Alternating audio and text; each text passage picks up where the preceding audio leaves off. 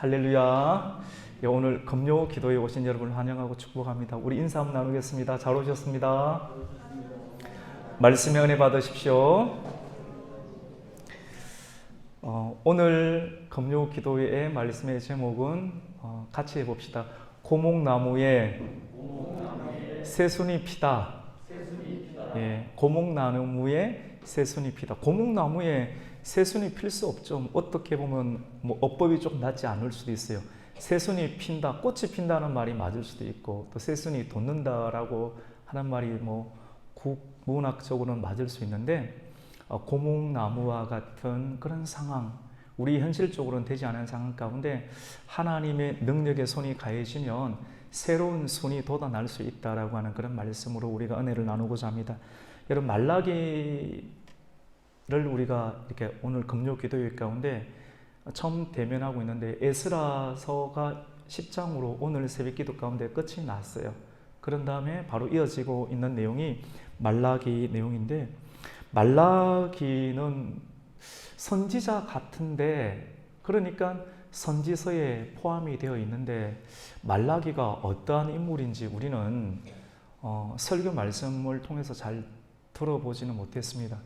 예레미야는 어떤 사람인지, 또 에스라는 어떤 사람인지, 느헤미야는 어떤 사람인지, 우리는 그 사람의 행적을 통해서 드러나시는 하나님의 역사를 우리가 많이 듣고 알아서 그 사람의 성향도 알고, 그런데 이 말라기는 선지자 같은데 이 인물이 누구인지 정확하게 우리가 알 수가 없습니다. 말라기의 뜻은 하나님의 사자, 나의 사자라고 하는 그런 뜻을 가지고 있습니다.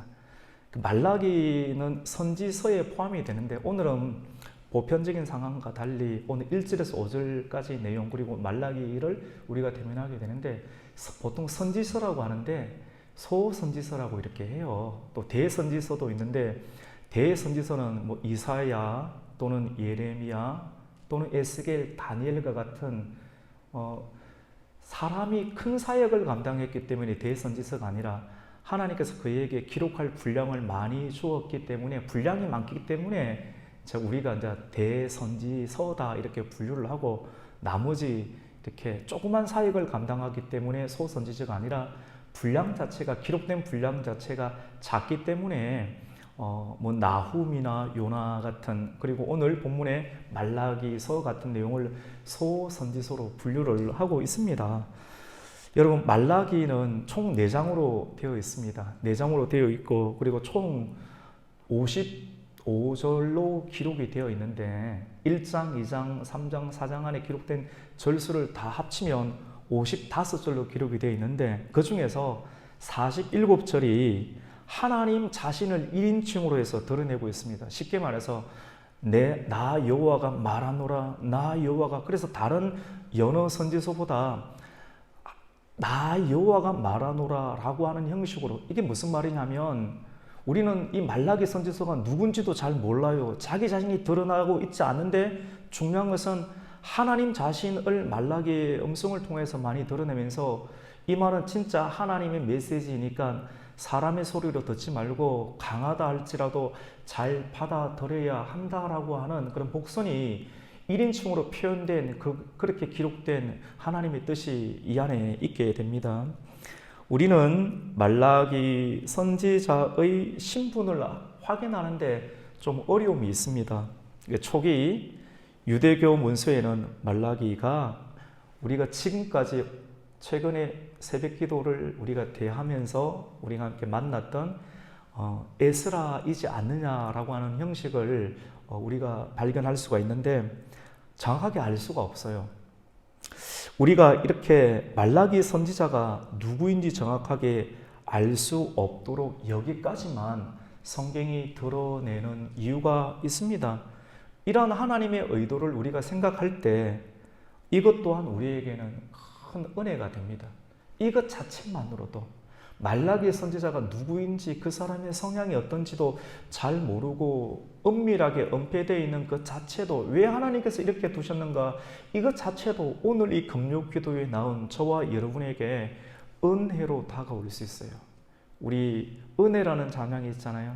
아침에 해가 뜨고 봄이 되고 여름이 되고 저녁에 달이 지고 이런 것 이전에는 큰 은혜로 생각하지 못했는데 고난을 겪고 아픔을 겪고 질병을 겪고 나면서 이렇게 하루가 돌아가는 이 일들이 참으로 하나님의 은혜임을 새롭게 새순이 돋듯이 깨닫게 되는 것처럼, 이름이 무명이어도, 우리 엄재훈 집사님 오늘 찬양 너무 잘 인도해 주셨는데, 무명이어도 내 이름이 드러나지 아니하여도 그것이 은혜가 되는 내용이 오늘 말라기서의 그런 내용이라고 볼 수가 있습니다.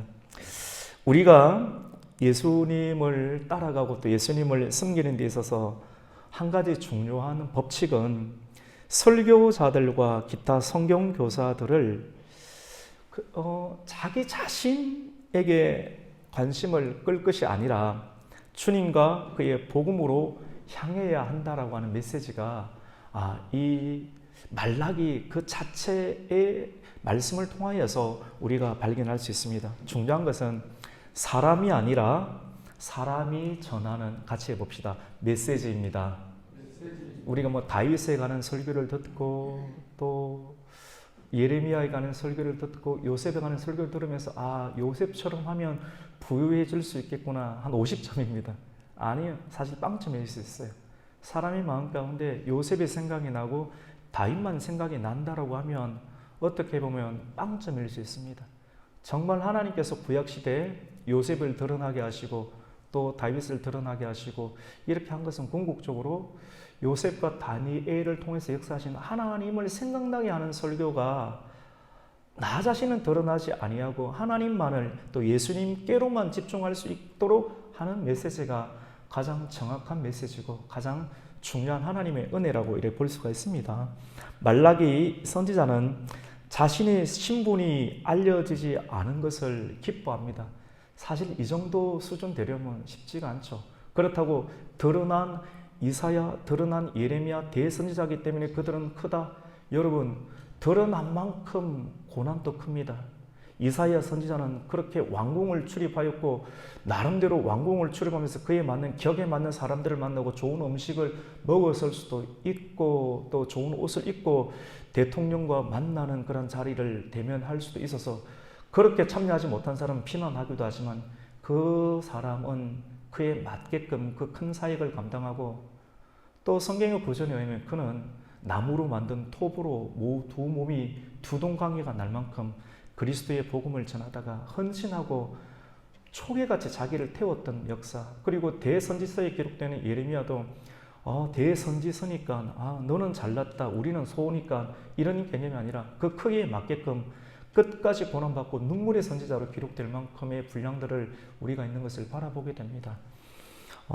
말라기 선지서가 우리에게 주는 메시지는 여러분 매우 충격적입니다. 충격적이라고 하는 것은 나 여호와가 말하노라, 자기 자신의 이름, 보통 구약 성경을 보면 말라기의 아버지는 누구, 선조는 누구, 보통 이렇게 계보와 족보를 기록하여서 그걸 드러내는데 말라기는 그것이 전혀 없어요.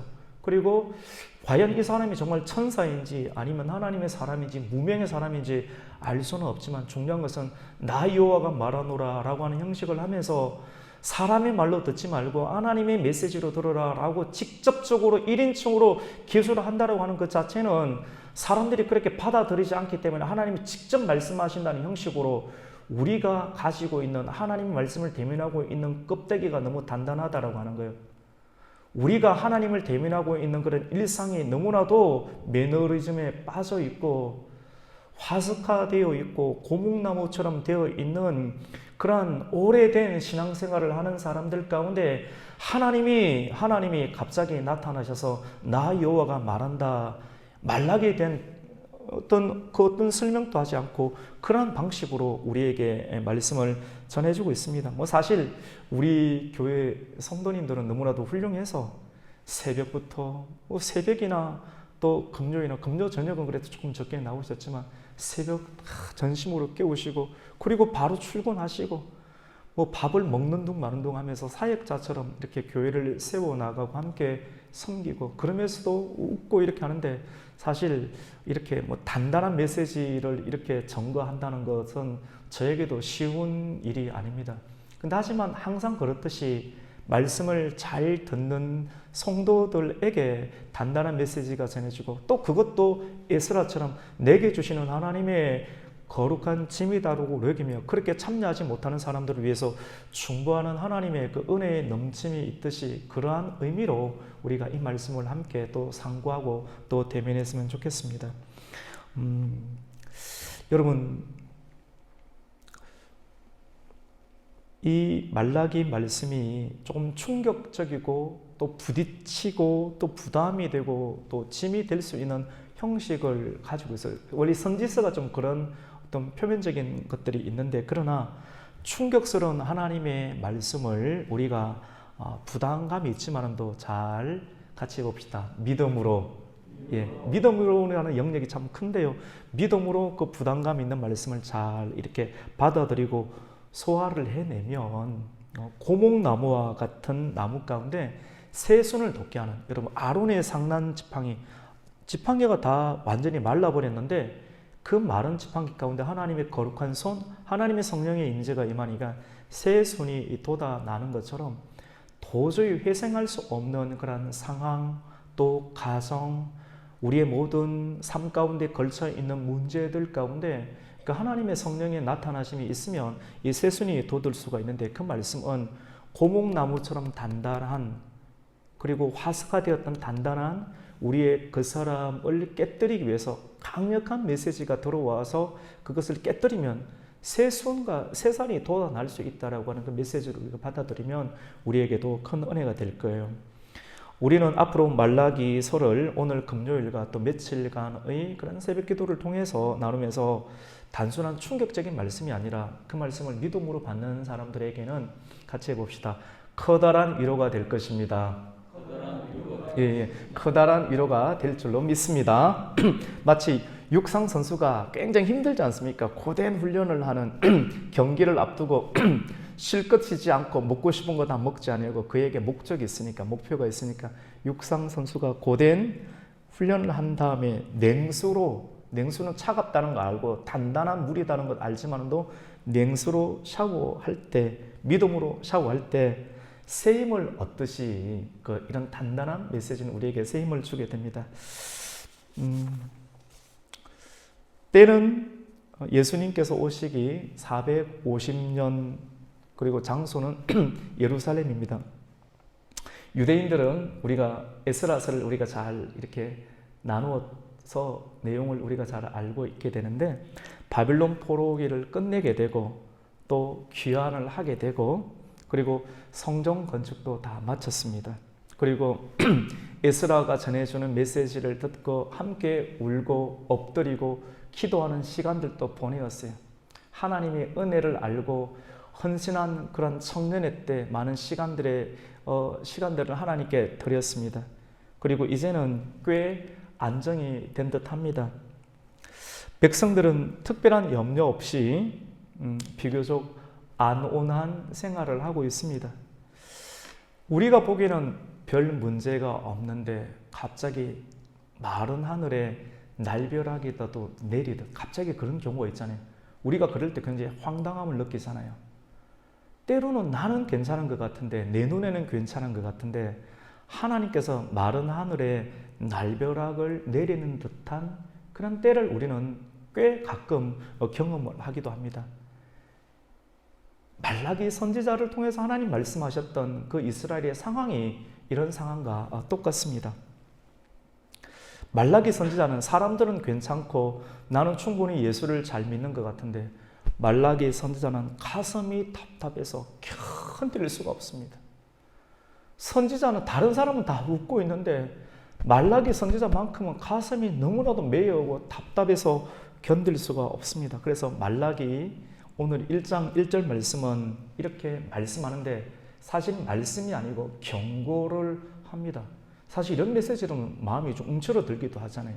그런데 우리가 이 말씀을 우리가 믿음으로 한번 받아봤으면 좋겠는데요. 우리 1장 1절 같이 한번 읽습니다. 시작. 여호와께서 말라기를 통하여 이스라엘에게 말씀하신 경고라. 보통 위로해주고 축복합니다, 미소 지어야지 우리가 마음을 열고 이렇게 받게 되는데, 경고한다 이러니까 마음을 저 말씀 들으면 안 되겠다라고 이렇게 움츠리는데, 그럴 필요는 없을 것 같습니다. 경고라는 말이 그 히브리어로 마사인데요. 부담된다는 말입니다. 뜻이 부담이 되고 그리고 받아들이기 힘들다는 것입니다. 그리고 엄중한 메시지라는 것입니다. 말라기서는 터가 굳어진, 나름대로 오래 신앙생활하여서 터가 굳어진 복음주의 교회들과 그리고 믿은 지 오래된 성도들에게 특별히 해당되는 영적인 문제를 다루고 있는 그런 본문의 내용이라고 볼 수가 있습니다. 여러분, 교회 안에는 교회에 발을 들여놓은 후에 오랜 세월을 지나간 사람들이 있습니다. 저를 비롯해서 모든 사람이 다 포함이 됩니다. 그들은 마치 포로 생활에서 귀환한 직후에 에스라와 함께 뜻을 같이 하고 성전을 재건하는데 그들의 청순을 보내었고 그들의 물질을 다 쏟아부었습니다.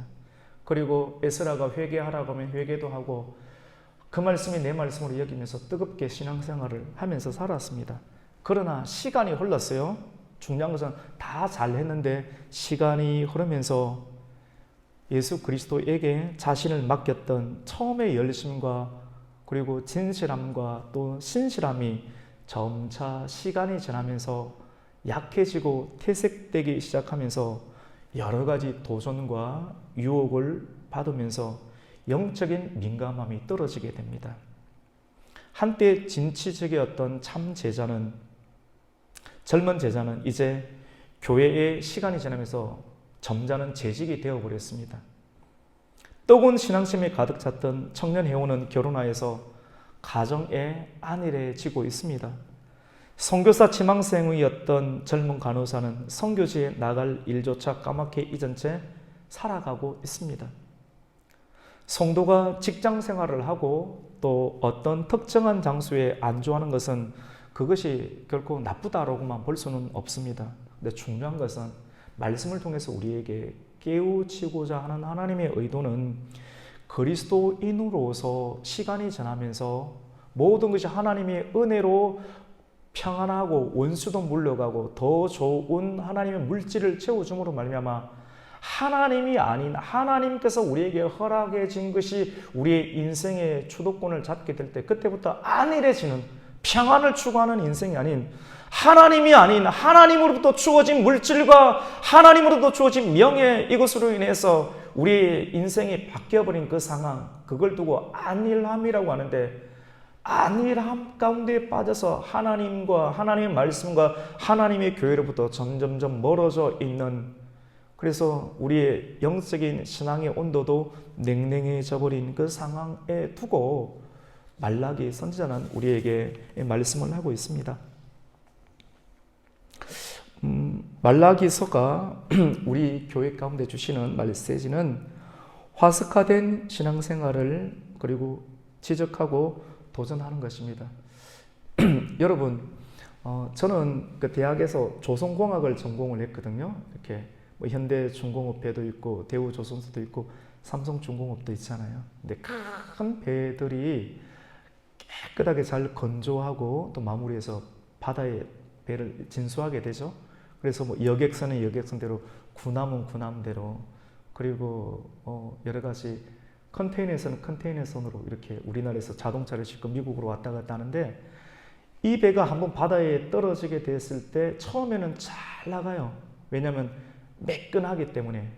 그런데 시간이 지나면서 자기와는 상관없이 시간이 지나면서 바다 위에 떠 있으면서 계속 항해를 하면서 어떻게 되느냐면 배 수면 아래에 조개 껍데기 이런 것들이 딱 붙게 되는데, 우리가 생각하는 형태의 약한 것이 아니고 망치로 두들겨도 떨어지지 아니하는, 그래서 강력하고 큰 그라인더로 완전히 한참을 갈아야지만이 그것이 떨어지는 상태로 되는데, 이것이 덕지덕지 붙어 있으면 배가 나아가지를 않습니다.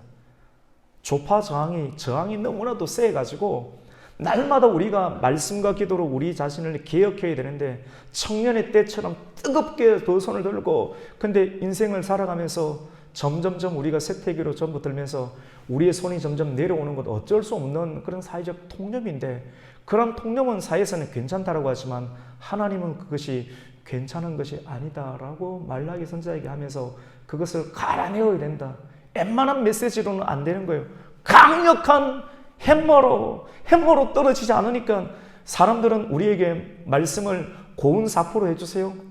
500방 사포로, 아니 2000방 사포로, 3000방, 4000방, 너무나도 매끄러운 사포로 우리에게 따뜻하게 해주세요. 그런 사포로 그 조파장이 강력한 배에 덕지덕지 붙어 있는 오래된 배가 나아갈 수 없도록 기름을 아무리 부어도 배가 안 나가게 만드는 장이 강력하게 붙어져 있는 것을 떨어내려고 하면 하나님께서 1인칭을 쓰시면서 말라기의 선지자의 그런 태생이 누군지도 그걸 다 감추면서 이 사람의 말을 사람의 말로 듣지 말고 나 여호와의 말로 들으라고 하나님 강력한 1인칭의 메시지를 하면서 강력하게 화석화되었던 덕지덕지 붙어있던 굳어버린 그런 껍데기를 그라인드로 갈아내는 메시지.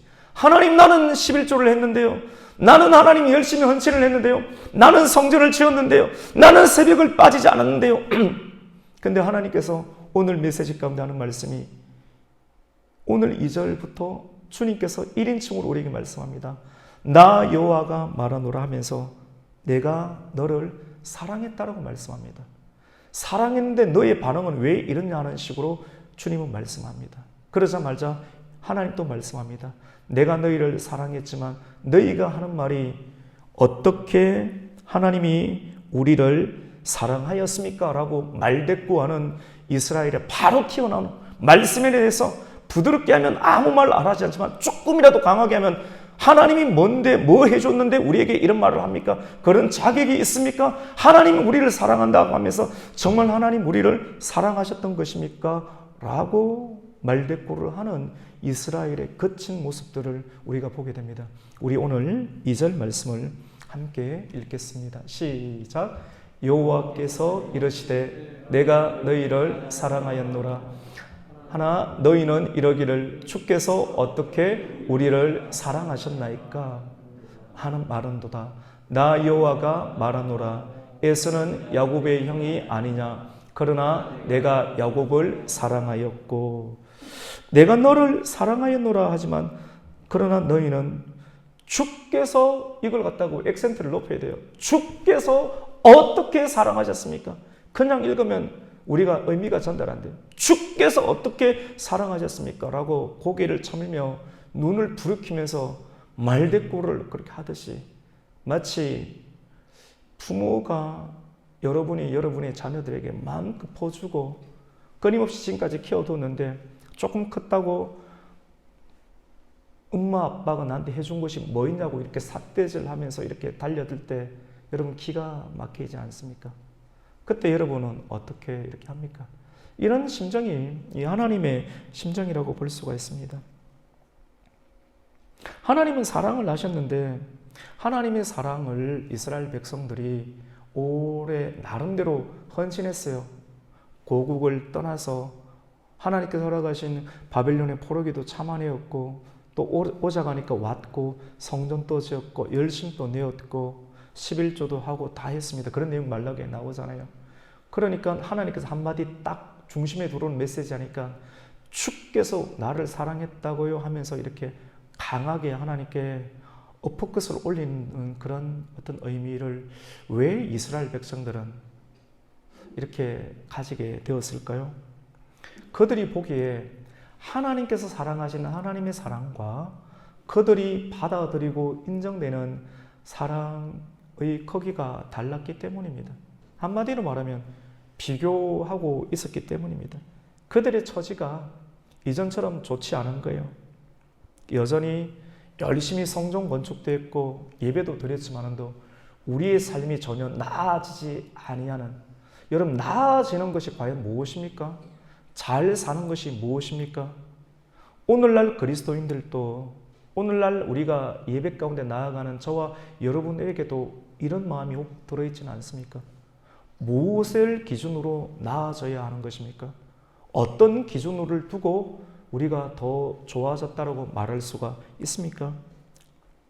정치적으로 여전히 페르시아의 속국이었고 성전을 건축했지만 여전히 그들의 통치를 받아 헤맸고, 그리고 경제적으로 성전의 모든 것을 부어드렸지만도 여전히 넉넉하지 않고 여전히 학비가 쪼달리고 먹고 사는 반찬 걱정을 해야 되는 그런 실질적인 이스라엘 성전 포로기 이후에 그런 백성들의 실질적이고 현실적인 이유 앞에 하나님이 정말 살아계시다고 하면 이런 문제를 넉넉하게 충만하게 해결해 주지 않아야 됩니까? 라고 자기가 설정해둔 기준을 가지고 하나님 말씀이 다가올 때 하나님께 삿대질하며 하나님 나를 사랑하셨다고요? 우리 가정을 사랑하셨다고요? 어떻게 하나님이 너희는 이러기를 주께서 어떻게 우리를 사랑하셨나이까? 라고 삿대질하며 말대꾸하는 그런 모습들, 혹 이런 모습들이 우리에게는 있지는 않습니까? 그때 하나님이 하시는 말씀이 2절 후반절 말씀 가운데 그렇게 하나님 어떻게 우리를 사랑하셨습니까? 했을 때 하나님이 또 1인칭으로 말씀하시는 것이 나 여호와가 말하노라. 이것도 막 은혜가 안 되는 것 같아요. 진짜 하나님 말씀만 전하면 우리에게 은혜 안 되는 것 같아요. 우리가 원하는 형태로 말하는 것이 아니라 계속 성경 말씀만 하고 하시거든요. 뭐라고 말씀하느냐면 에서는 야곱의 형이 아니냐. 그러나 내가 야곱을 사랑하였고 이 말씀합니다. 갑자기 생뚱맞아요. 우리가 원하는 것은 더 큰 물질, 더 풍성함, 또 우리가 또 경제적인 어떤 넉넉함, 군사적인 어떤 독립 이런 것들이 내가 하나님께 믿어드린 것들에 대한 보상으로 여기고 싶은데 내가 원하는 때, 내가 원하는 크기만큼 하나님께서 해주지 아니할 때 우리는 하나님에 대한 열심을 가졌던 크기만큼 하나님을 향해서 고개를 쳐드는 그런 교만한 모습들이 태도로 나타날 수 있는 것을 말라기 말씀은 열심히 신앙생활 하고 있는 우리들 가운데 예언적으로 또 암묵적으로 우리에게 또 다른 은혜로 우리를 이렇게 다스려 주시고 또 미리 예방조사를 놓으시는 그 하나님의 숭고하고 예언적인 뜻을 우리는 발견할 수가 있습니다. 여러분, 하나님의 뜻은 뭘까요? 우리가 원하는 것은 물질적이고 경제적이고 군사적인 정치적인 어떤 독립과 또 안위함이지만도 하나님께서 말씀하시는 그런 축복과 또 하나님께서 내가 너를 사랑하는 하나님의 방식은 그 방식을 설명하기 위해서 하나님이 선택한 본문의 내용은 내가 에서가 야곱의 형이지만 내가 에서를 선택하지 아니하고 야곱을 선택했다는 거예요. 그 야곱이 지금 이스라엘이고 오늘날 저와 여러분들이 야곱과 이스라엘의 후손인 영적인 이스라엘의 후손이 속하는데 이것은 다른 의미로 어떤 의미냐면 같이 봅시다. 하나님이 우리를 선택하셨습니다. 전혀 생뚱맞은 일이지만 이 본문 가운데 우리를 도역하기를 원해요.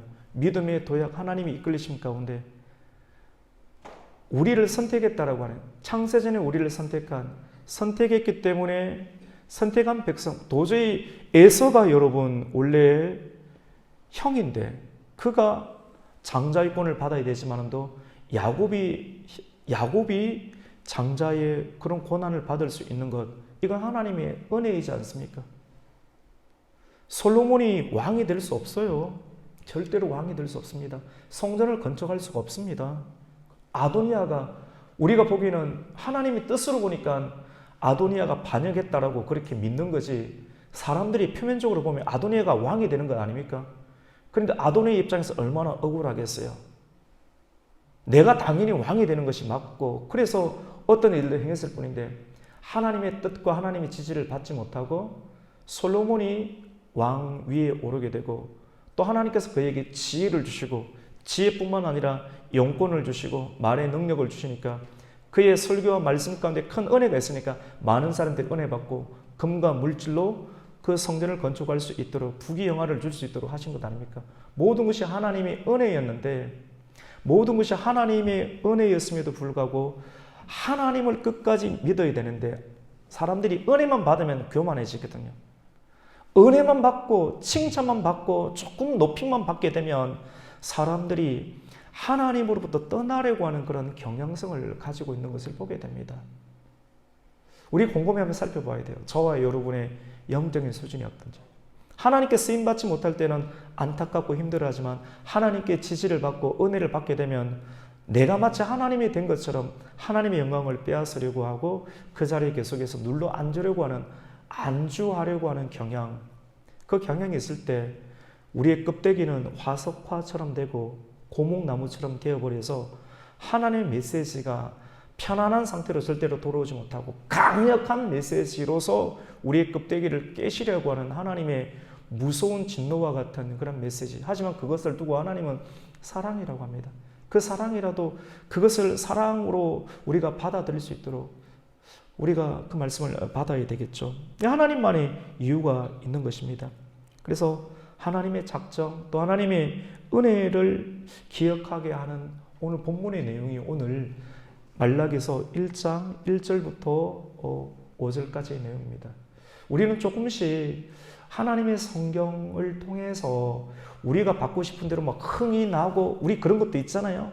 그리고 막 박진감 넘치는 형태의 메시지 우리 그런 것도 충분히 받잖아요.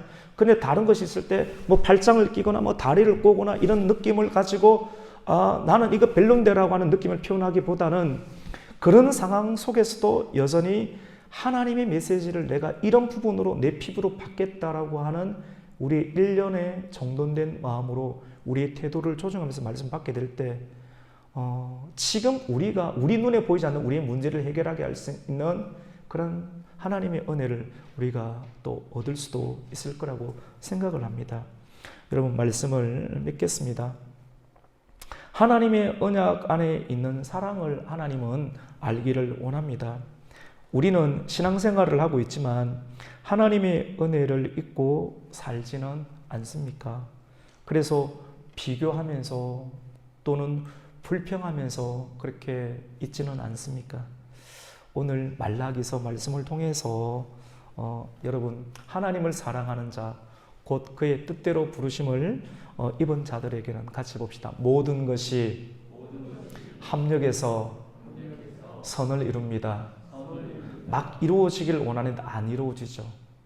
갑갑하죠. 다른 의미로 생각해보면 오늘 메시지를 통해 생각해보면 내 껍데기가 단단하다는 거예요. 안 보이는 거예요. 내 자신 안 보이는 거예요. 설명을 해드리는 거예요. 여러분이 지금 이것이 성취되기를 원하는 간절한 마음이 있는데 새로운 각도로 해석을 해드리면 오늘 말씀을 통해서 하나님이 문제가 아니라 하나님 바로바로 주실 수 있는데 그 은혜를 받기에 우리의 영역이 화석화되어 있고 고목나무처럼 되어 있는 부분이 있다라고 하는 것입니다. 그 부분들을 하나님께서 때로는 강력한 그라인드로 또 오늘 말씀을 통해서 1인칭 나 여호와가 말한다라고 하는 하나님의 그 메시지로 우리는 이런 메시지 사실 받기는 좀 힘들잖아요.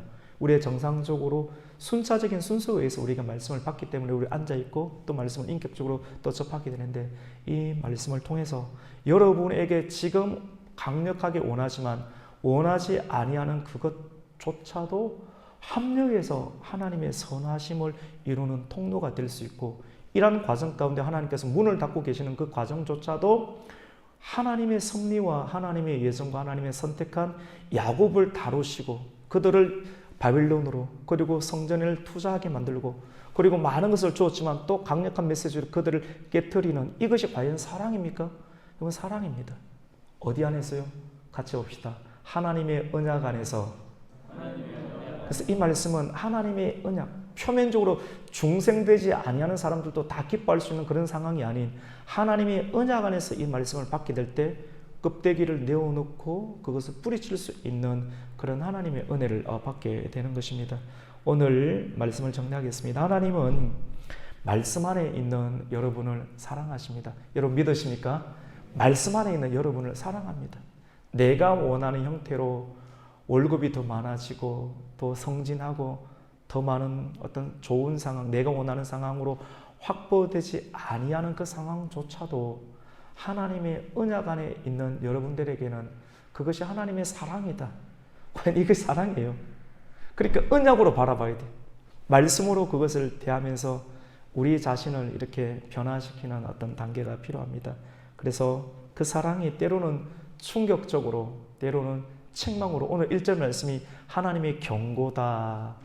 짐이 좀 무겁다, 무거운 느낌이 들 수도 있다. 하지만 사랑으로 받으라 이렇게 하는 것처럼 충격적으로 또 책망으로 다가올지라도 믿음으로 잘 받아내어서 다시 일어설 수 있는 새 힘을 얻는, 그리고 오늘 말씀의 제목과 같이 고목나무에서 새 순이 돋아나는 기적이 저와 여러분의 앞길과 자녀와 미래와 가정과 기업과 여러분의 직장 가운데 있기를 예수님의 이름으로 축복합니다. 아멘.